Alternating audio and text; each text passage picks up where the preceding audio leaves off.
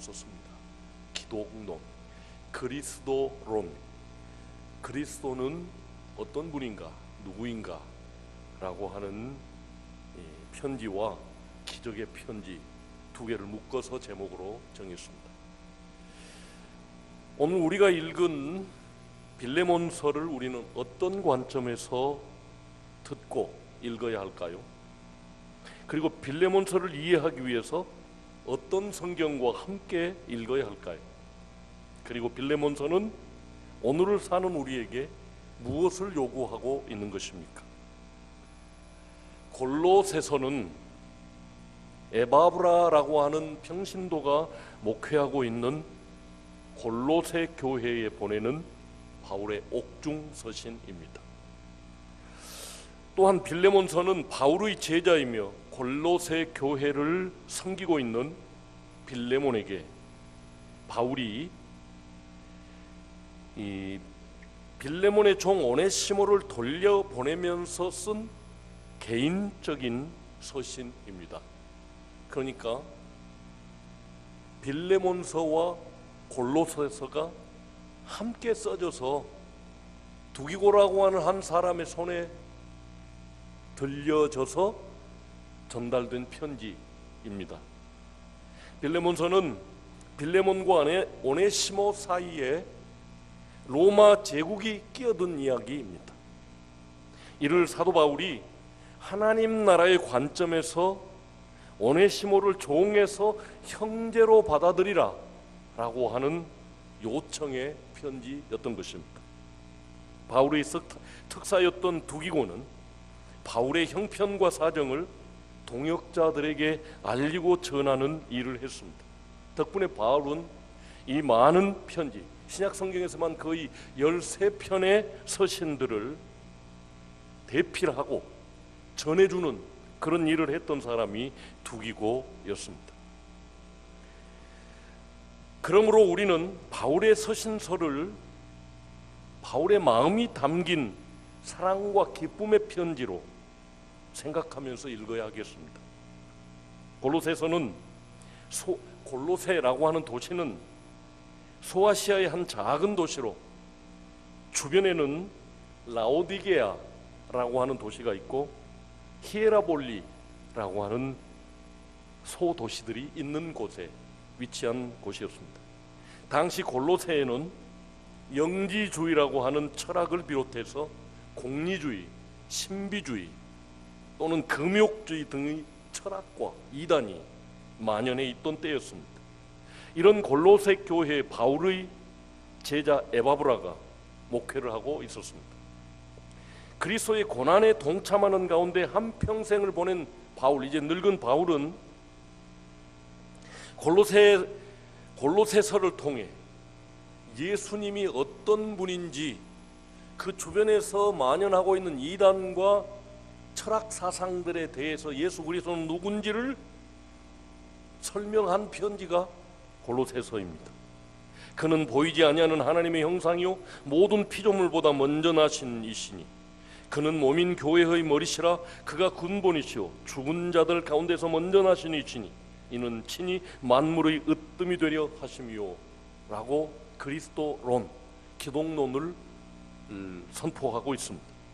예수 그리스도 한 분만으로도 부족함이 없으므로 주변에서 일어나고 있는 이단과 철학, 헛된 규례나 철학들은 필요하지 않다는 것을 골로새서가 천명하고 있습니다. 또한 바울은 하나님을 아는 것에 자라게 되기를 격려합니다. 우리는 여기서 두기고라고 하는 한 선교사 한 사람을 만나게 됩니다.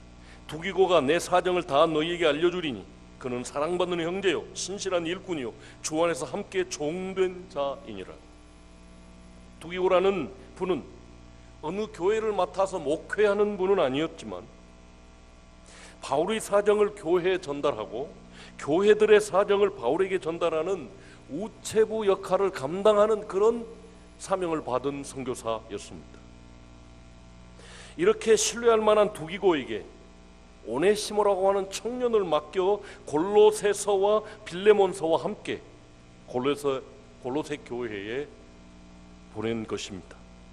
예수님을 믿는 바울이 예수님을 믿는 빌레몬에게 예수님을 믿는 오네시모와 하나님 나라 안에서 한 형제가 되자라고 부탁한 편지가 빌레몬서입니다. 로마 제국의 제도 하에서 주인을 떠나 도망나간 종과 주인의 관계를 하나님 나라 안에서 재조정하자는 기적의 편지가 빌레몬서입니다. 한마디로 빌레몬서는 하나님 나라 이야기라 요약됩니다. 바울이 로마 감옥에 있을 때 만난 사람 중에 오네시모라고 하는 청년이 있었습니다. 바울은 그와 대화하며 주 안에서 교제를 하는 중 그가 매우 영특한 사람이라는 것을 알게 되었습니다. 그런데 어느 날 오네시모가 바울을 찾아와서 지난 과거를 고백하는데 들어보니까 그의 신분이 노예라는 것입니다. 그것은 바울의 제자인 빌레몬의 종이었습니다. 빌레몬은 바울이 예배소의 두란노 서원에서 2년 동안 가르쳤던 제자인데 그 제자의 종이 도망나와 로마에까지 와서 바울을 만나게 된 것입니다. 그리고 우연히 바울을 만나 복음을 받아들이고 그리스도인이 되었습니다. 바울은 고민 끝에 그 오네시모를 주인인 빌레몬에게 돌려보내기로 했습니다. 오네시모도 바울의 설득을 듣고 주인에게 돌아가기로 합니다. 이것은 내가 우리 주인에게 맞아 죽어도 좋다라고 하는 결단이었던 것입니다. 오네시모가 빌레몬에게 돌아갔을 때 빌레몬이 그를 죽인다고 해도 당시 로마 제국의 법으로는 아무런 저촉을 받지 않는 그런 일이었습니다. 로마에서 노예는 주인의 재산으로, 노예를 처형해도 주인은 전혀 처벌받지 않는 그런 시대였습니다. 농사, 가사, 비서, 교육 등의 일을 맡은 가정노예와 상업활동에서 일하고 있는 노예들은 비교적 나은 처우를 받았습니다. 그러나 농장의 노예, 군함에서 노를 젓는 노예, 채적장에서 돌을 깨는 노예, 검투사 노예들은 몹시 처참한 생활을 했다고 합니다. 로마 시대의 역사가 타키투스의 증언에 의하면 AD 61년 네로 황제 때 로마의 행정관인 세쿤투스라고 하는 장관이 원한을 품은 한 노예에 의해서 살해되었습니다. 당시 로마 관습법에 따라 세쿤투스의 모든 노예, 곧 부녀자와 어린 아이들을 포함한 400명의 노예들이 그 벌로 함께 처형받게 되었습니다. 이때 다른 노예들 400여 명을 한꺼번에 죽이는 일에 관해 로마 사회에 반대 여론이 불릴 듯 일어났습니다. 평민들까지 나서서 처형에 반대하는 시위를 벌였습니다. 장관을 죽인 한 사람만 죽이라는 것입니다. 나머지 노예들까지 죽일 필요가 뭐가 있느냐는 것이었습니다. 그러나 네로 황제가 주도한 원로원의 처형 결정에 의해 결국 400명의 노예들이 모두 처형되고 말았습니다. 바로 그런 시기에 바울은 그런 상황 속에서 오네시모를 빌레몬에게 돌려보내면서 비록 짧지만 정말 기도하며 정성을 다해 쓴 편지 한 장을 골로새서와 함께 두기고라고 하는 사람의 손에 들려서 골로새로 보내졌습니다. 그것이 바로 오늘 우리가 읽은 빌레몬서입니다. 이렇게 쓰인 빌레몬서를 읽어 내려가면 바울이 얼마나 정성을 다해서 한자 한자 썼는지를 느낄 수 있습니다. 바울의 입장에서 두기고 편에 오네시모를 돌려보냈는데 만일 빌레몬이 오네시모를 죽이기로 한다면 큰일이기 때문입니다. 그래서 바울이 빌레몬에게 간절히 부탁하고 있습니다. 그러나 한편으로는 바울은 빌레몬의 인격을 신뢰했기 때문에 오네시모를 기어이 돌려보낼 수 있었던 것입니다. 그러므로 내가 그리스도 안에서 아주 담대하게 내게 마땅한 일로 명할 수 있으나 도리어 사랑으로서 간구하노라. 나이가 많은 나 바울은 지금 또 예수 그리스도를 위하여 갇힌 자 되어 갇힌 중에서 낳은 아들 오네시모를 위하여 내게 간구하노라. 최대한 자신의 처지를 설명하고 오네시모 이름 앞에 아들이라고 하는 말을 붙여서 전에는 도망 나온 종이니 내게 무익한 것을 안다. 그러나 이제 그가 복음 안에서 변화되었고 너와 나에게 유익하다. 이제 종이 아닌 형제로 여기면 어떻겠느냐 라고 하는 파격적인 편지였습니다. 이런 편지는 로마 제국 당시에는 혁명적인 이야기였습니다. 도저히 받아들일 수 없는 이야기였습니다.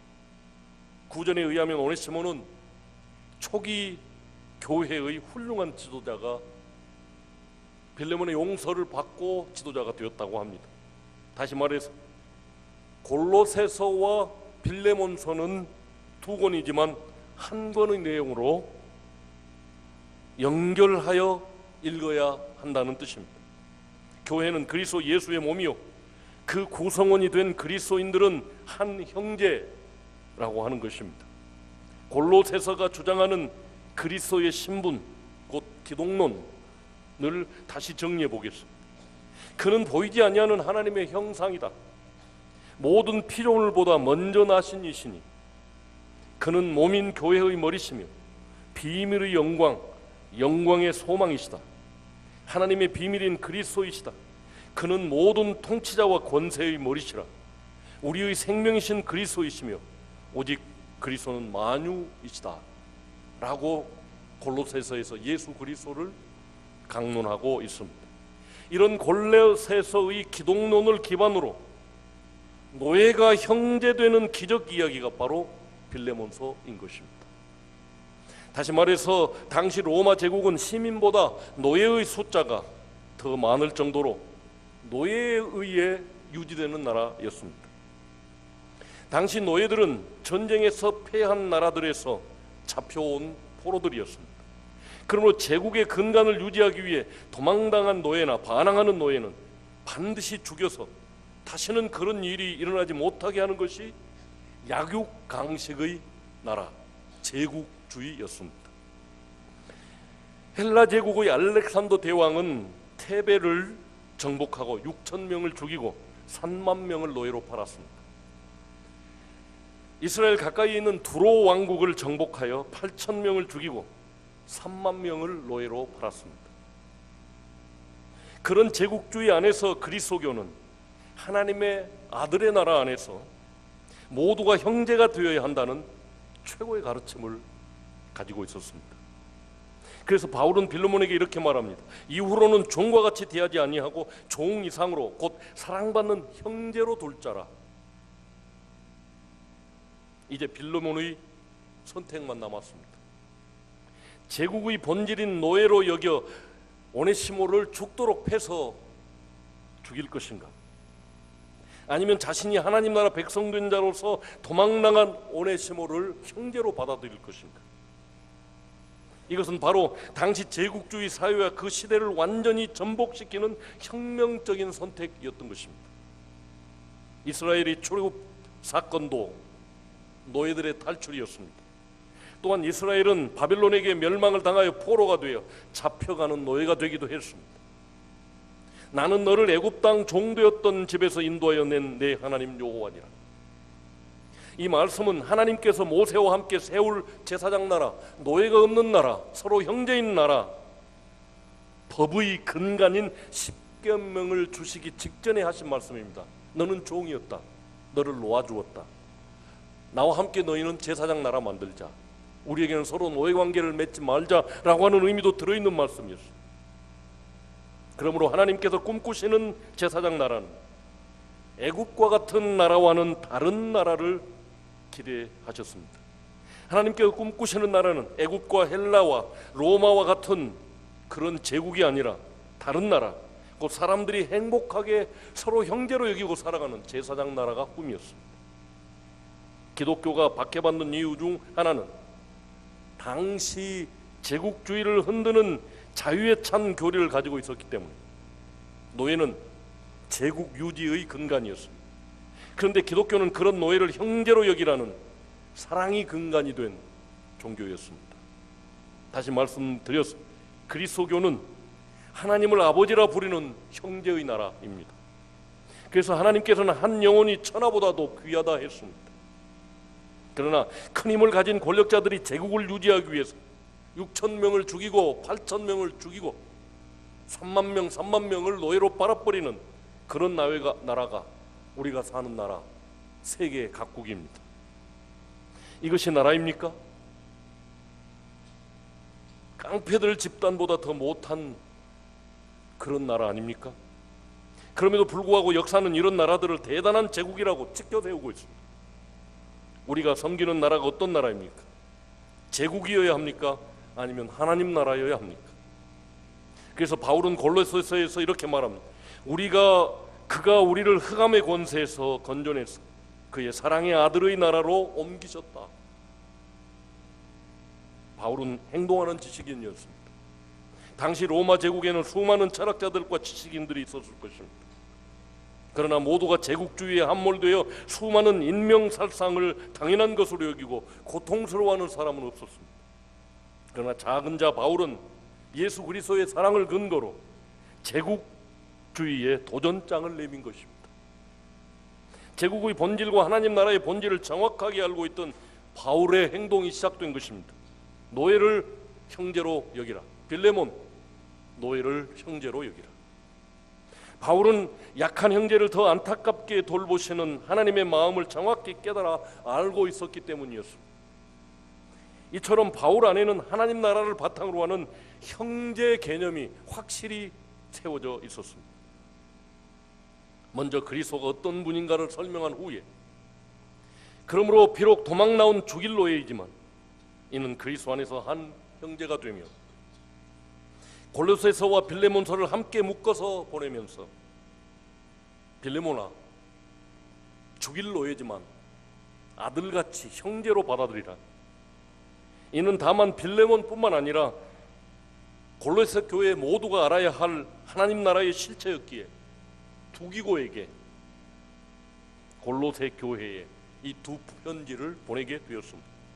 이처럼 골로새서에 기록된 예수님을 아는 지식인으로 빌레몬이 제국의 경계를 넘어 하나님 나라의 사랑을 실천할 것을 제안하고 있는 것입니다. 결국 도망 나온 노예를 형제로 받아들이는 순간 거기에는 하나님의 나라, 하나님이 꿈꾸시는 하나님의 아들의 나라가 실현되는 것이었습니다. 우리는 모두 하나님의 형상대로 지음을 받은 한 형제요 한 자매들입니다. 그리고 그 하나님의 아들 안에서 속량 곧 죄사함을 받은 그리스도의 피로 맺어진 가족들입니다. 그래서 노예에 불과한 오네시모를 이렇게 말하고 있습니다. 신실하고 사랑받는 형제 오네시모를 함께 보내노니 그는 너희에게서 온 사람이라. 그들이 여기 일을 다 너희에게 알려주리라고 말하고 있습니다. 우리가 살아가고 있는 이 세상의 논리로 옆에 앉아있는 분들을 그렇게 볼 것인가? 아니면 예수 그리스도의 피로 값주고 사신 천하보다도 귀한 분이다 라고 존경의 마음을 가지고 서로 섬기는 교제의 공동체가 될 것인가? 바울은 빌레몬에게 편지에서 노예를 형제로 받아들이라, 당연히 죽여 마땅할 사람이지만 네가 형제로 받아들이라고 한 것처럼 오늘 우리에게 바울은 요청하고 있습니다. 모든 사람이 이익의 수단으로 보이는 이 경쟁 관계 속에서 내 형제로 여기고 내가 섬겨야 할 자로, 천하보다도 귀한 생명으로 하나님과 그 안에서 가족으로 여기라고 오늘 우리에게 부탁하고 있습니다. 이와 같은 사랑이 우리 청계중앙교회 공동체 안에서 온전히 성숙되어지시기를 주님 이름으로 간절히 축원합니다. 기도하겠습니다. 사랑이 한없이 많으신 아버지 하나님, 노예들의 고통으로 눈물로 땀으로 유지되고 있던 로마 제국, 헬라 제국, 아수르 제국, 바벨론 제국, 자기들에게 못마땅하면 몇천 명이라도 함께 죽여버리는 그런 사회 속에서 도망 나온 한 노예를 형제로 받아들이라고 하는 바울의 편지는 가히 혁명적이었습니다. 생존 경쟁이 어느 때보다도 치열한 이 사회에서 남을 내가 밟지 않으면 내가 올라설 수 없는 이 생존 경쟁 속에서 내게 손해를 끼치는 사람을 형제로 여기고 받아들이라는 주님의 이 요청은 참 어려운, 순종하기 어려운 말씀이오나 빌레몬이 순종했던 것처럼 오늘 우리도 순종하게 하시고 한 영혼이 천하보다도 귀하다는 생각을 가지고 형제와 자매를 대하게 하여 주옵소서. 예수님 이름으로 축복하고 기도하옵나이다.